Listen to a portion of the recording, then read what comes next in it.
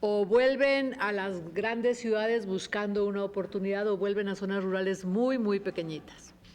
Hay estados en los que no hay retorno y hay estados en los que se concentra el retorno. Hay retornos por primera vez, más bien sería deportaciones a las comunidades de sus padres, como dice, bueno, ya lo han dicho varios, pero el último fue el investigador del Colmex, el señor Mujica,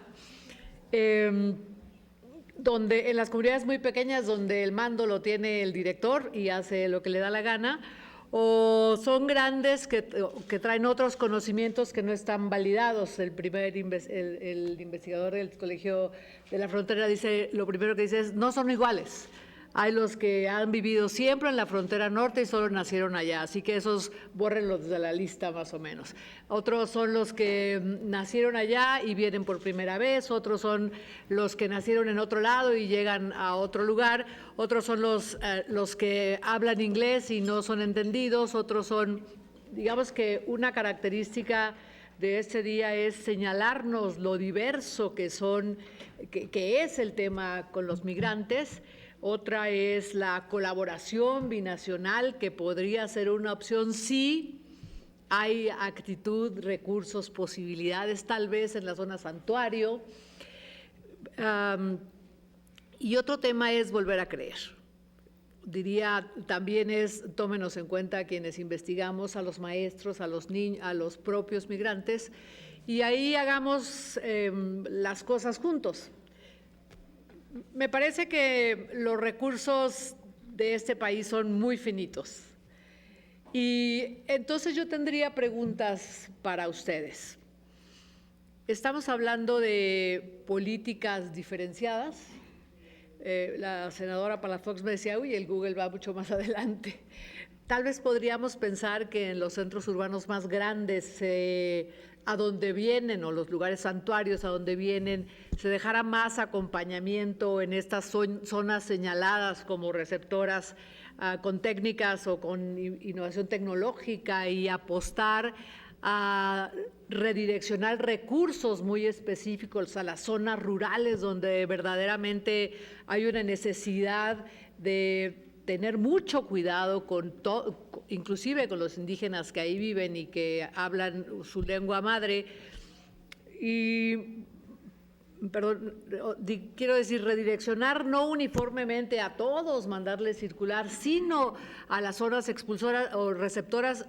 Mi estado, Michoacán, es el quinto, tomando en cuenta, además, después de los fronterizos, así que hemos de ser de los primeros que están recibiendo.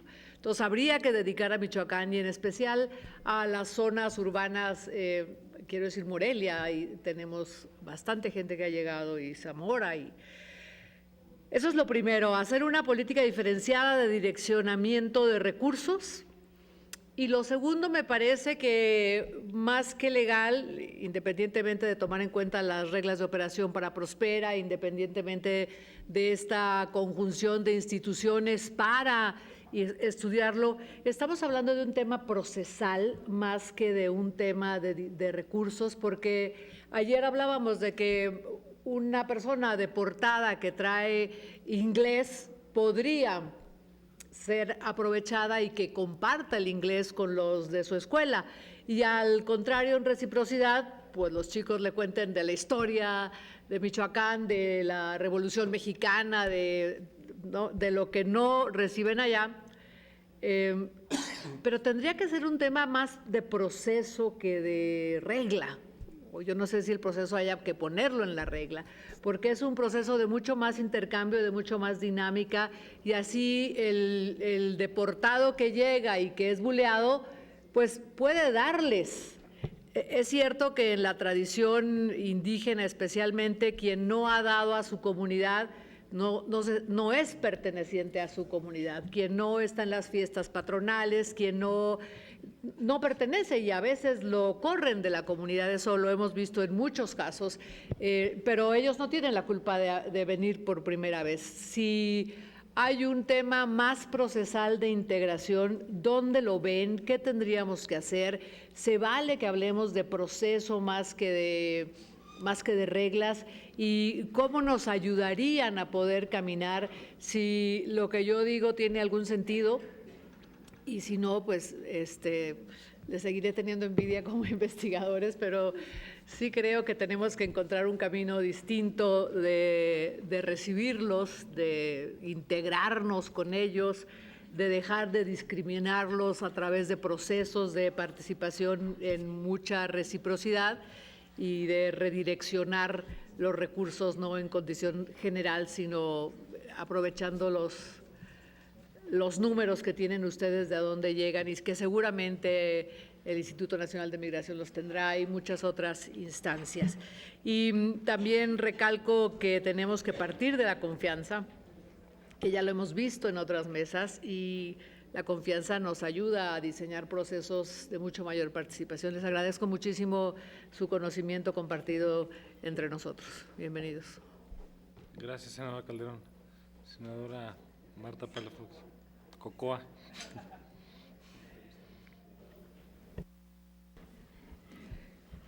En primer lugar, bienvenidos todos aquí a este Senado de la República, señores y señoras investigadores de universidades de diferentes estados de nuestro país. Yo quiero aprovechar para hacer un reconocimiento a la Comisión de Educación que preside nuestro compañero senador Romero Hicks y todos los integrantes, porque de verdad que hay un profundo interés de conocer todas las vertientes de opinión de esta parte que es la iniciativa preferente, y que seguramente, como hay opiniones de algunas personas y como seguramente algunos, por no decir muchos o la mayoría de los migrantes, deben estarse preguntando por qué hasta ahora, cuando estamos cumpliendo 100 años de la Constitución política que nos da el derecho a la educación, es que estamos apenas tocando este punto para integrar a los jóvenes migrantes, y esta es una coyuntura que nos permite también colarnos a los mexicanos, a los jóvenes mexicanos, para entrar solamente al punto de la revalidación. Y de verdad que es impresionante cómo solamente el tema de la revalidación, de la desburocratización de esto que ha sido un viacrucis para todos los jóvenes de nuestro país, que sea hoy precisamente por esta problemática de los migrantes que la han sufrido de toda la vida, el tal apostillado, y es de aquí para allá y es de allá para acá, y a veces somos más rudos acá. La burocracia de México es más ruda que la de los Estados Unidos. Entonces, esto que hemos estado escuchando con una gran conocimiento de estudio, de investigación técnico. Ayer escuchábamos a algunos secretarios de Educación de los estados de la República, y a ellos también tienen diferentes opiniones, como dicen, cada quien habla de acuerdo a cómo le va en la feria, pero también su preocupación estriba en la parte económica, partiendo de que la educación en nuestro país, que ha tenido sus caminares a lo largo de 100 años y que a la fecha todavía tenemos los rezagos de los que aquí crudamente se habla. Esto que comentó el último ponente de Michoacán, esa es la gran verdad cruda, en toda su crudeza. Nuestro país es pluriétnico, pluricultural, y la educación está seccionada, está fraccionada.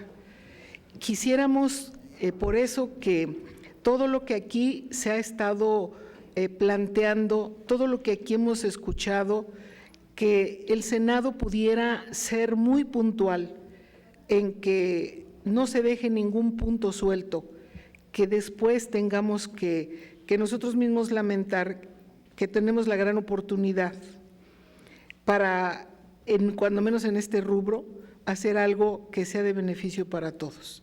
Y yo digo que esta es una oportunidad, lamentablemente por las condiciones que están pasando los migrantes, de que todos todo el país, todos los jóvenes y todos los padres de familia tengan y tengamos la oportunidad de que no paremos la educación por este tipo de cuestiones burocráticas. Pero los alcances tienen que ser mucho, porque ya se ha platicado aquí todo lo que implica este rubro, en todo lo que tenemos que puntualizar y que tenemos que considerar. Solamente felicitarlos a todos y cada uno de ustedes de sus intervenciones, que han sido para nosotros de verdad de una gran brevadura de conocimiento técnico, científico, de investigación, que a nosotros como senadores nos hace mucha falta conocer y también ustedes nos los están compartiendo. Por mi parte, muchas gracias. Muchas gracias, doña Marta. Doña Luisa María y doña Marta son de Michoacán y de Tlaxcala, respectivamente. Y el senador Raúl Morón es también michoacano. Gracias, presidente. Yo algunos comentarios muy elementales, porque yo creo que muchas de las cosas que aquí se han planteado, muchos de los planteamientos que ustedes han expuesto, que por cierto muy ricos, y hay que agradecer esta disposición de ustedes a venir a compartir su experiencia y los trabajos que han venido desarrollando en sus investigaciones. Los alcances de la ley o lo que pueda hacer el Senado para reformar la ley, yo creo que está, como decía ayer el senador, están un tanto generales. Muchas de las cuestiones que han planteado ustedes aquí son cuestiones de operación. Nos han relatado el calvario que tienen, algunas experiencias de investigación que ustedes tienen de cómo pueden insertarse al sistema educativo nacional y obviamente al sistema laboral, que ese también es otro calvario por aparte que no estamos analizando en este momento, pero me parece que es importante tenerlo presente, porque ya la operación específica de la ley no está en esta instancia, en el Senado de la República, está la implementación en los ejecutivos, que tiene que ser el gobierno federal, los estados y obviamente por conducto de la Secretaría de Educación Pública Federal y estatales y toda su estructura directiva. O sea, y ahí encontramos una diversidad muy grande y claro, condiciones diferentes en la frontera norte, en la frontera sur, por el flujo migratorio que existe de Centroamérica en el caso del sur y obviamente en muchos casos el retorno de los compatriotas que están en Estados Unidos, obligados o por voluntad, pero finalmente existen estos flujos y el tratamiento que se les da a cada uno de ellos. Pero también el tratamiento que se les da en las ciudades y el tratamiento que se les da en las comunidades rurales, que esta es una diferenciación también en cuanto a la información que tienen de la política pública o de lo que norma el procedimiento para insertarse al sistema educativo. Y luego las características de los estados, como nos relataba el compañero de la frontera norte, pues obviamente las características de los pueblos, de las comunidades indígenas, que ahí tenemos una dificultad grande y una forma de procesar también ahí las cosas por los habitantes de las comunidades indígenas, que igual que en Michoacán tenemos una cantidad importante de comunidades indígenas y con características específicas y con culturas específicas de comunidades. No es igual la meseta purépecha, por ejemplo, que Aquila, que es un pueblo náhuatl, o que el oriente del estado. O sea, son culturas o pueblos que tienen diferentes costumbres y tradiciones y que tienen un trato diferenciado para con los habitantes de esas comunidades. Entonces yo creo que es muy complejo. Yo creo que esta ley nos marca un tanto generalmente lo que tiene que hacerse, pero hay que centrar la atención en cómo se opera esta ley, o los alcances del acuerdo 286, que ahí afortunadamente el secretario ha dado margen para poder participar y muchas de los planteamientos que han hecho ustedes ahí seguramente van a estar ahí presentes en este acuerdo, pero más allá del acuerdo 286 está en cómo puede sensibilizarse a toda la estructura directiva de la Secretaría de Educación Pública y de los gobiernos, de los municipios, para poderla poner en práctica. O sea, es una tarea muy grande. Y yo decía en la pasada mesa con las organizaciones de la sociedad civil, vean el nivel de reflexión y la profundidad solamente de esta reforma o de este planteamiento de iniciativa preferente que toca 3 o 4 artículos. Imagínense si tuviéramos que analizar toda la legislación educativa, la Ley General de Educación, la Ley del Servicio Profesional Docente, la Ley del Instituto Nacional de Evaluación Educativa y la Constitución de la República. todo lo que tendríamos que generar, qué discusión tan grande.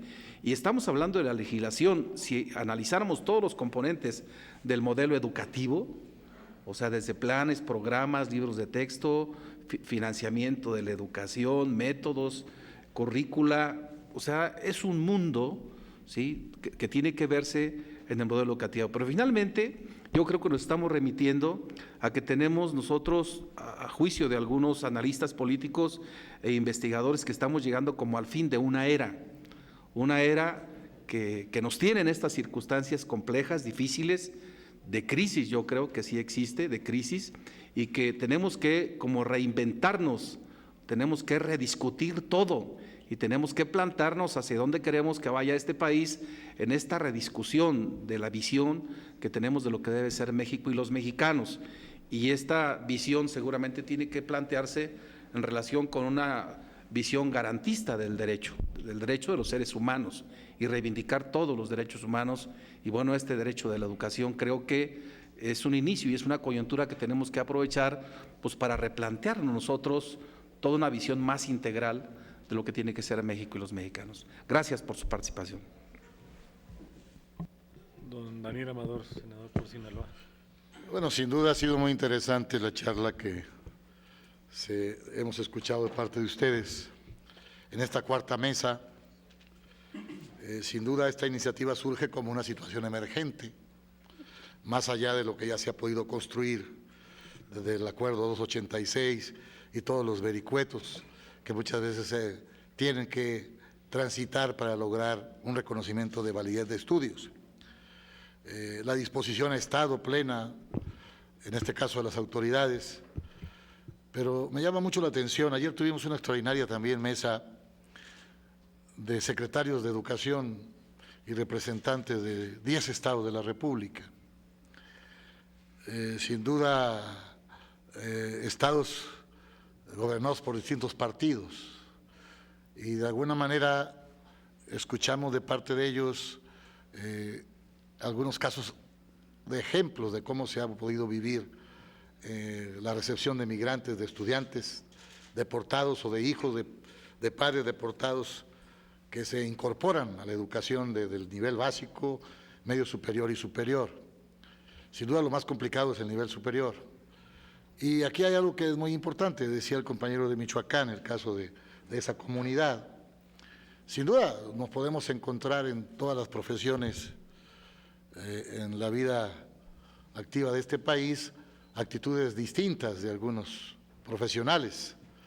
En el caso del director de ese plantel, yo que soy maestro y Raúl también, pues lamentamos mucho ese tipo de actitud, ¿no? Pero sin duda la gran generalidad del Magisterio Nacional está haciendo un esfuerzo para poder cumplir con su compromiso en el aula, aún con un mundo de dificultades que se dan dentro del entorno marginal en donde viven algunas de nuestras poblaciones, ¿no? Ayer estuvo aquí el titular de la Secretaría de Educación de Michoacán y nos dio ejemplos muy valiosos de cómo estaban trabajando en Michoacán. Aquí estaban también los compañeros senadores de Michoacán, ¿no? Y cómo reciben un mundo de migrantes y cómo están transitando a una vida activa, dinámica. Sin duda hay ejemplos negativos, pero también sin duda hay ejemplos de éxito que también habría que enaltecer en función de lo que estamos hoy haciendo.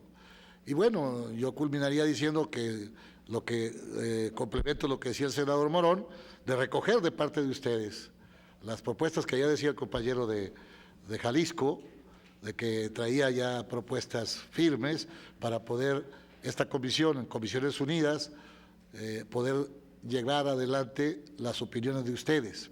Todavía cerraremos hoy en la tarde con rectores de la NUIS, que también va a ser muy interesante, sobre todo en educación superior. ¿Cuántos logran insertarse en la educación superior de estos jóvenes? Quizás sean los menos, ahí va a ser muy interesante. Inclusive escuchaba también ayer al subsecretario del área educativa de educación media superior y superior de Baja California, cómo hablaba él de los 19,000 haitianos que están ahí, y hasta ponía el ejemplo medio chusco de por qué no aprovecharlos en lugar de que estén vendiendo chicles en un crucero. Hay quienes venden chicles en un crucero y hablan 4 idiomas. ¿por qué no aprovecharlos para hacerlos maestros de francés? Decía él así muy en forma chusca. Entonces, de esta crisis, ¿qué tenemos que sacar de oportunidad? Sin duda.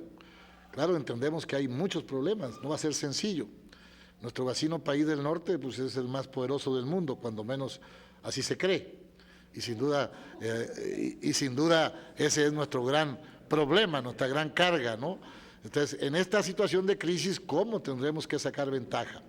Y en función de ello, yo nada más culminaría agradeciéndoles todo su esfuerzo, a seguir haciendo la tarea juntos y sin duda nosotros haremos lo necesario para que esta iniciativa preferente del presidente Peña pueda transitar y transitar bien, porque en esta situación emergente, en el camino vamos a ir corrigiendo cosas sin duda, porque ni siquiera tenemos una expectativa de verdaderamente cuántos van a llegar de regreso. Hay un ejemplo que anoche multiplicaron los medios televisivos de un Dreamer que agarraron, bueno, uno de 700,000 o de 650,000. ¿De veras va a ser en cascada, va a ser en masa? Bueno, vamos a ver, ahí lo acusaban de pandillero, entre comillas, etcétera, etcétera.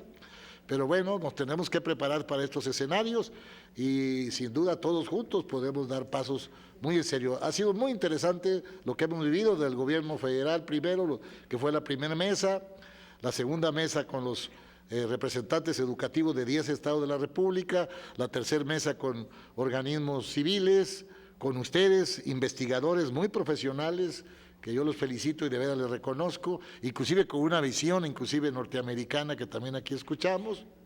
Y por supuesto que en la tarde también va a ser muy interesante ver qué opiniones tienen las universidades de este país a través de sus rectores que van a estar aquí presentes. Yo los felicito y sin duda vamos juntos en esta tarea. Muchas gracias, senador Amador. Vamos a abrir a que los que deseen hagan un comentario sobre lo que tuvieron pendiente por decir en una primera ronda o lo que quieran reaccionar en función de la reflexión y los comentarios de los senadores. Me ha pedido la palabra la doctora Mónica Jacobo, Silvia Idú, Irán, Agustín.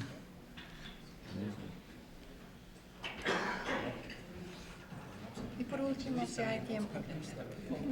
Bueno, pues creo que todos. La doctora Jacobo, por favor. Ok. Yo quiero responder a la pregunta de la senadora Calderón Hinojosa respecto a cómo tiene que ser la respuesta, ¿no? Si es una cuestión procesal, si es una cuestión legal, si es una cuestión normativa, en términos de cómo hacemos para tener una verdadera inclusión. Creo que viendo otros ejemplos de cómo lo han hecho países desde hace muchas décadas, efectivamente es una parte de procesos si consideramos la perspectiva educativa, ¿no? No solamente es el acceso, es la inclusión. Pero ahí quiero hacer la acotación de que también se logra hacer por proceso porque se incluye en la parte programática.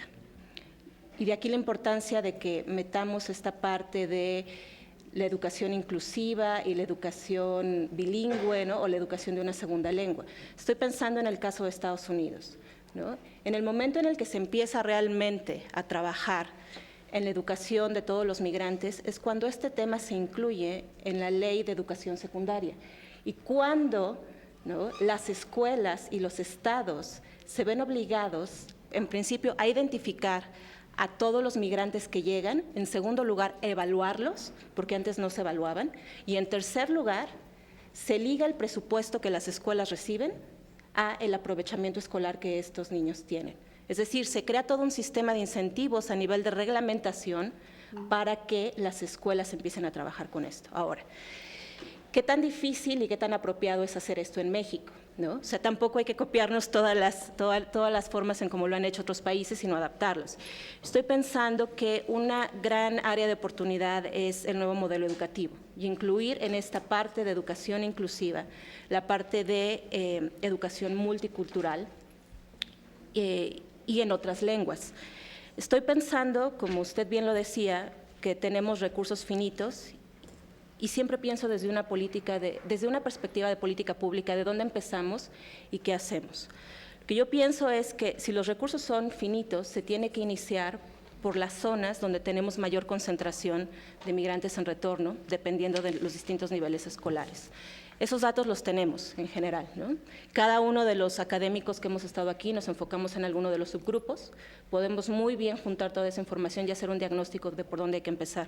Ahora, creo que además de esta parte de incluirlo programáticamente, de que los estados se vean incentivados a hacerlo, hay que crear toda una serie de incentivos para los docentes para que también entren a esto. Estoy pensando nuevamente en los ejemplos de Estados Unidos, donde trabajé por una década. Alguna ocasión, cuando entrevistaba a profesoras que trabajaban en educación bilingüe para niños mexicanos, yo les preguntaba, ¿cómo fue que tú te certificaste? Me certifiqué porque mi escuela me dio todos los incentivos económicos para eso, ¿no? Me permitió ir a los cursos de capacitación cada viernes y alguien más cubría mi lugar. Además, me pagó el curso y yo recibo puntos extra en mi evaluación por hacer esto, ¿no? Entonces, creo que sí hay una parte programática donde lo podemos implementar y crear estos incentivos. Ahora, ¿qué tan difícil es hacer que los profesores, no qué tan difícil y qué tan viable es hacer que los profesores se certifiquen, por ejemplo, en conocimiento de inglés, ¿no? En el corto plazo e incluso en el mediano plazo lo veo yo muy poco viable. Eso no quiere decir que no creemos los incentivos. Lo que quiero decir es que no es necesario, y la investigación nos los ha dicho así en muchos países, no es necesario que alguien conozca la lengua de sus alumnos para poderles enseñar, ¿no? Estoy pensando en casos, ¿no?, como en California, donde hay salones que tienen a niños que hablan 30 lenguas. Es imposible que un profesor conozca las 30 lenguas. Lo que sí es que está certificado en educación bilingüe. ¿Qué quiere decir? Que aunque yo no sé la lengua, me han dado las herramientas pedagógicas para que yo pueda enseñar de otra forma que no sea solamente basada en el idioma del aula, ¿no? Es decir, que puedo tener apoyos pedagógicos.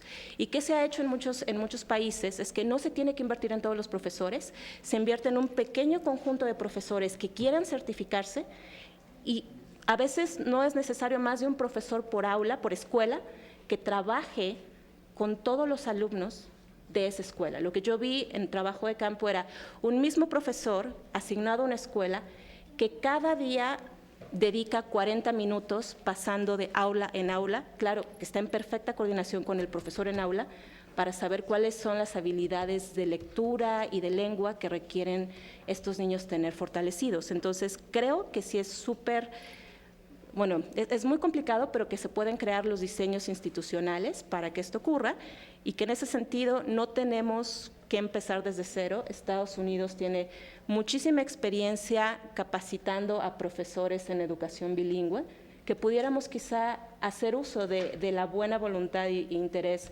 que hay, por ejemplo, desde California, para que profesores en Estados Unidos que están capacitados en español e inglés vengan y capaciten a los profesores aquí. Un verano, ¿no? 4 semanas, no lo sé, algo así. Gracias, doctora Silvido, por favor. En relación a lo que dijeron, creo que uno de los temas que no están en el texto de la ley o que habría que reforzar es que la obligación no sea de un solo sentido, es decir, que no sea solamente la obligación del que quiere revalidar, que tenga que presentar papeles y documentos, sino que también las instancias que revalidan tengan obligaciones, ¿no? Y eso permitiría quizás acotar las márgenes de discrecionalidad de los cuales varios colegas hablaron. En relación a los procesos, creo que eso es un tema que tiene que verse conjuntamente y se tendría que ver conjuntamente con la SEP y con la Secretaría de Relaciones Exteriores, por lo menos. Y además se tendría que ver, es cierto, en cooperación internacional, pero yo diría que también se tiene que ver sacando provecho de las capacidades instaladas que tenemos en México. Es muy claro que hay una baja capacidad en general, pero en particular en educación superior, de atender interculturalmente a nuevas poblaciones. Sin embargo, ya hay grupos especializados, claro, con una población particular que es la indígena, la Nuyes. Desde hace 10 años, o un poco más, durante 10 años más bien, manejo un programa de atención a estudiantes indígenas. Hay también una buena reflexión sobre interculturalidad en algunas de las universidades interculturales. Digamos, es gente que ha pensado el tema, aunque lo haya pensado en relación a población específica. Bueno, esas capacidades están en México, ni siquiera se requiere irse afuera. Bueno, aprovechémosla. Creo que eso es un tema muy importante. Y el otro tema es, efectivamente, la SEP ha desarrollado varios programas para cierto tipo de instituciones. ¿Por qué no pensar en solicitar y negociar un programa para las universidades públicas que van a recibir, por ejemplo, un aflujo importante de migrantes, no para todas, para las que sí lo hagan? Y finalmente, digamos, Estados Unidos tiene asociaciones de migrantes importantes y no van a desaparecer de un plumazo. Bueno, me acuerdo que fui a Sahuayo cuando abrieron la universidad y en principio, por lo menos, había asociaciones de migrantes interesadas en apoyar. Entonces, creo que eso, a través de la Secretaría, a través del Instituto para los Mexicanos del Exterior, podría explorarse. Es también un tema, o sea, ¿dónde hay recursos y cuáles son los que no es necesario empezar a pensar todo desde un principio? Irán, por favor. Hola, bueno, sí, yo también, sí, es un tema de procesos, pero de cualquier forma la regla debe quedar bien hecha, ¿no? Y mi insistencia en la recomendación es que no la dejen como está, ¿no? Porque esto plantea dos caminos, ¿no? O ser ustedes los autores de una regla que cambió todo para dejarlo igual, ¿no? O ser los autores de algo que, como acaba de decir el senador, reinventó al país, ¿no? O sea, la responsabilidad es muy fuerte de ustedes y también nuestra responsabilidad es muy alta de venir y decirles eso, ¿no? Mal haríamos de decirles, la red está perfecta, déjenla así, ¿no? Lo que nosotros queremos decirles es que no está perfecta y le falta mucho trabajo. Y yo no sé si en términos normativos sea posible dejar una regla tan clara como la quisiéramos todos, ¿no? Pero hay que buscarla, ¿no? Y quizás en este sentido el grupo que piden de que se forme para discutirlo sea muy adecuado, pero además que ustedes le pidan a ese grupo propuestas muy concretas como las que se están dando, pero que sea un grupo diverso, que estén investigadores, que esté la sociedad civil, que estén secretarios, ¿no? Lo que sea, y denle un tiempo, no denle 15 días, 20 días y díganle, ustedes me van a entregar algo que ustedes quieren que salga porque le va a hacer beneficio al país, ¿no? Yo creo que esperarse 20 días o 3 semanas, no sé cómo estén los tiempos normativos de una regla de estas características, esperarse 20 días es mejor que echar a perder todo durante 20 años, ¿no? Entonces, ¿por qué no sentarnos con calma, ¿no? Y decir, ok, ¿qué es lo que necesitamos? ¿Cómo reinventamos México? ¿Cómo le decimos al país del norte? Patricia Gándara es mexicoamericana, entonces es muy mexicana, pero ¿cómo le decimos al país del norte? Es no más, ¿no? Nosotros nos estamos reinventando. México fue por un tiempo y quizás lo siga siendo un país de expulsión, pero tenemos que pensar que México en el siglo XXI quizás ya no sea un país de expulsión, ¿no? Sino que es el país que va a recibir población de todas partes y ya está pasando. Si no observamos eso y si no diseñamos reglas en ese sentido, entonces esta oportunidad que tenemos hoy en día la habremos dejado pasar como pasó el bono demográfico, como pasaron muchas cosas. Yo agradezco mucho que nos hayan invitado y espero que de este diálogo ustedes sean esta legislatura que realmente cambió al país, ¿no? Y que lo hizo pensando en el interés nacional sobre todas las cosas, ¿no? Muchas gracias.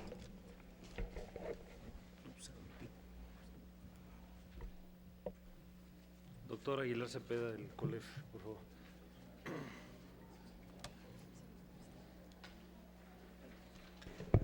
Gracias. A mí me gustaría cerrar, no sé qué tan factible y qué tan viable sea que este tipo de cosas vayan en el acuerdo 286 que voy a mencionar. En la audiencia del lunes se mencionó, el titular del Instituto Nacional de Migración mencionó que sabía perfectamente quiénes eran los que entraban al país. Esto mismo en las escuelas.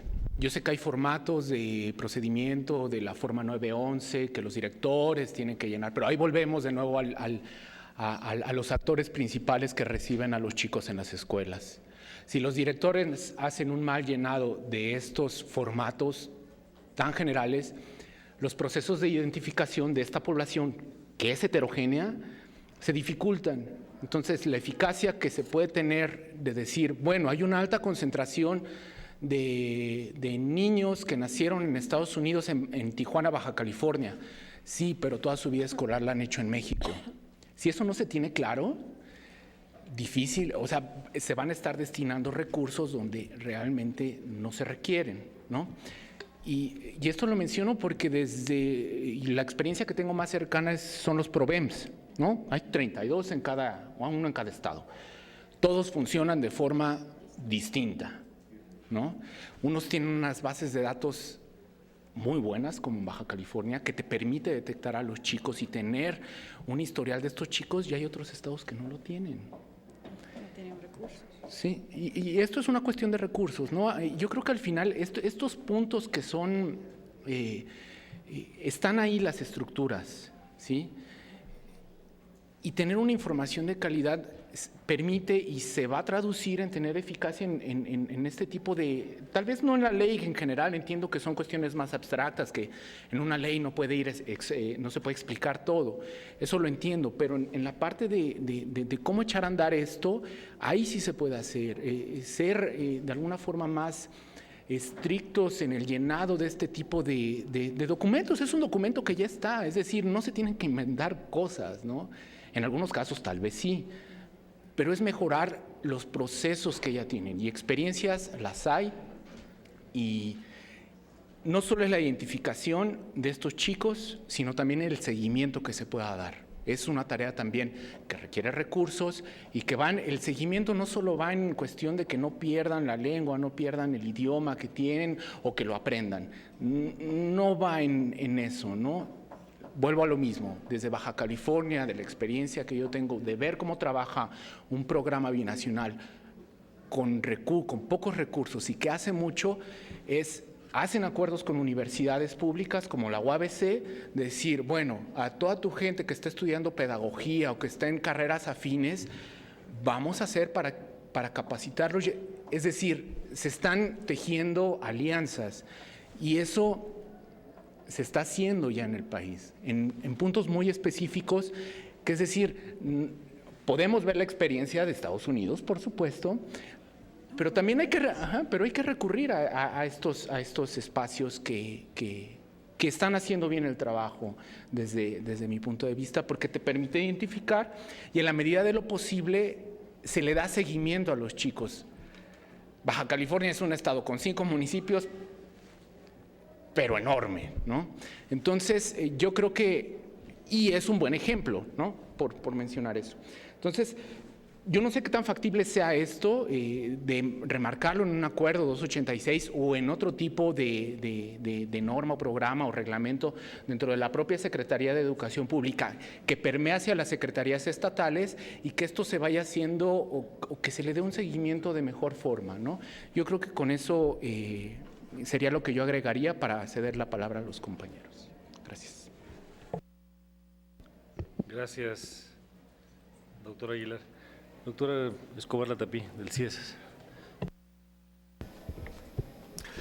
Muchas gracias y muchas gracias por los comentarios de todos y de los colegas. 3 puntos. El primero sobre el retorno. Efectivamente, los flujos de retorno siguen siendo más rurales que la población mexicana en general. O sea, hay entre las ocupaciones de los retornados más migrantes que regresan que están trabajando en agricultura que la población mexicana, e incluso si se le compara con la población rural. O sea, el perfil de empleo de los que regresan es más rural que incluso el de los otros en zonas rurales. También hay una mayor proporción de migrantes retornados que trabajan sin pago, que están ocupados pero que no reciben pago, probablemente porque trabajan con algún pariente o trabajan en la parcela de algún conocido.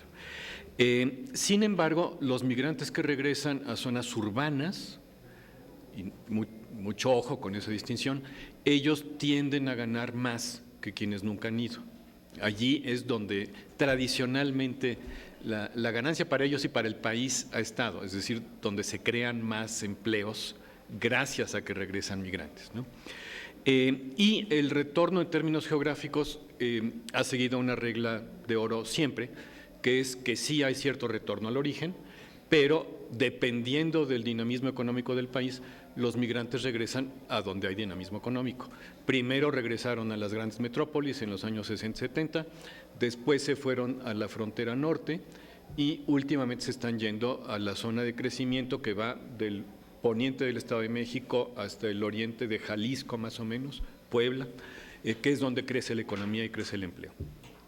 Entonces, es muy fácil detectarlo y sí se puede orientar, yo creo, la inversión pública a zonas donde va a tener mayor impacto, ¿no?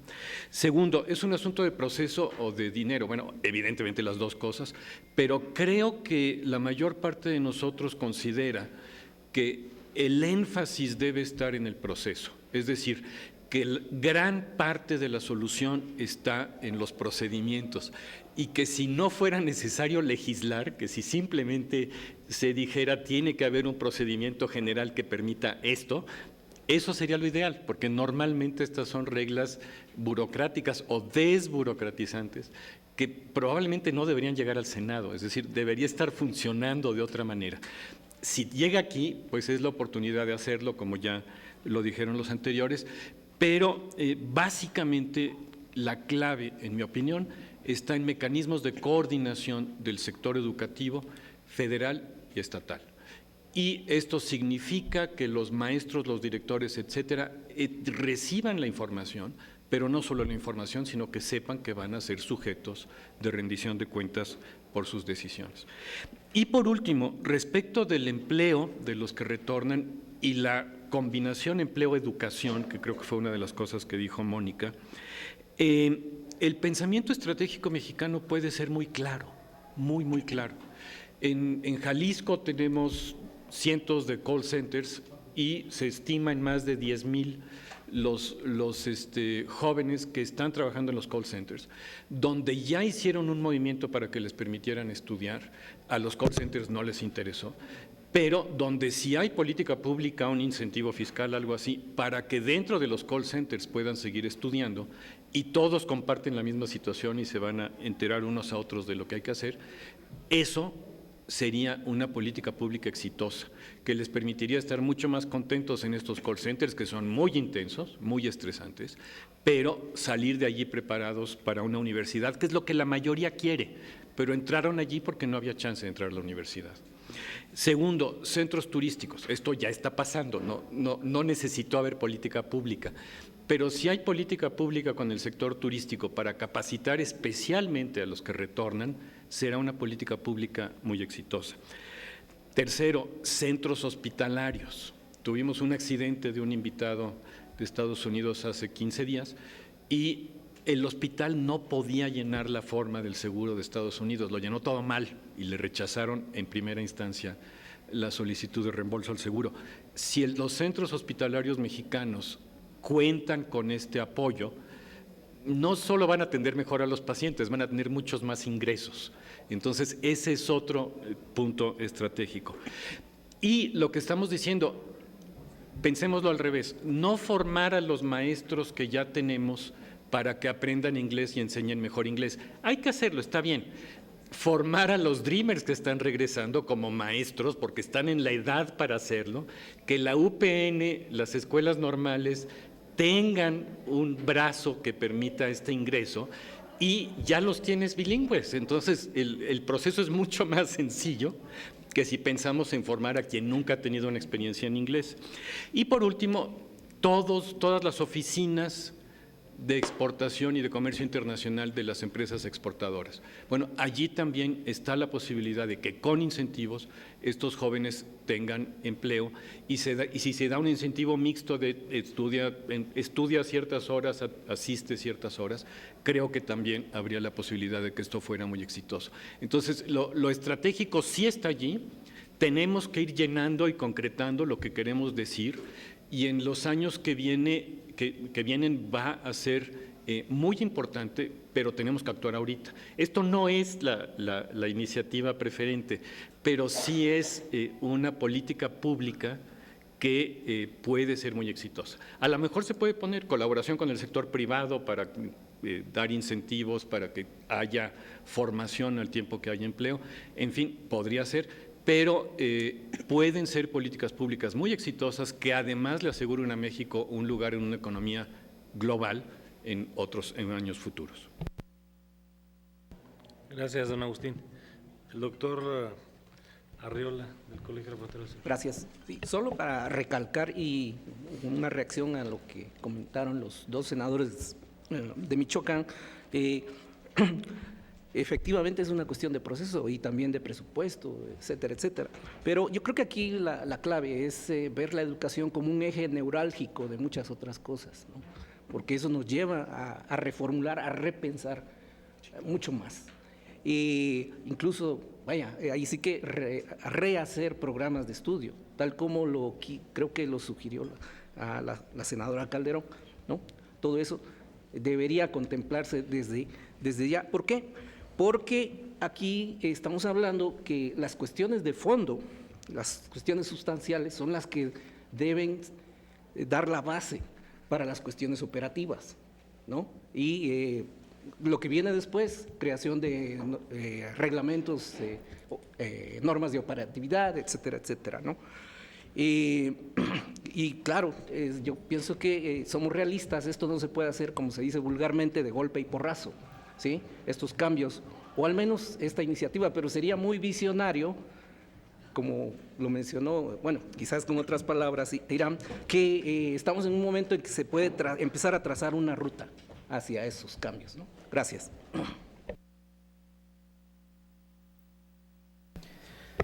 Bueno, un poco al comentario de la senadora Calderón, donde hablábamos, y eso tiene que ver en parte con el trabajo que hemos venido desarrollando algunos allí en el Colegio de Michoacán, que es un trabajo más enfocado en una parte sociocultural de la migración.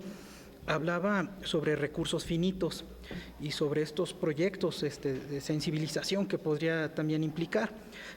Yo creo que aquí sería, y bueno, y en ese sentido agradezco la invitación, porque trabajo hay. Yo creo que sería ver qué instituciones, qué trabajo tienen para buscar socios estratégicos.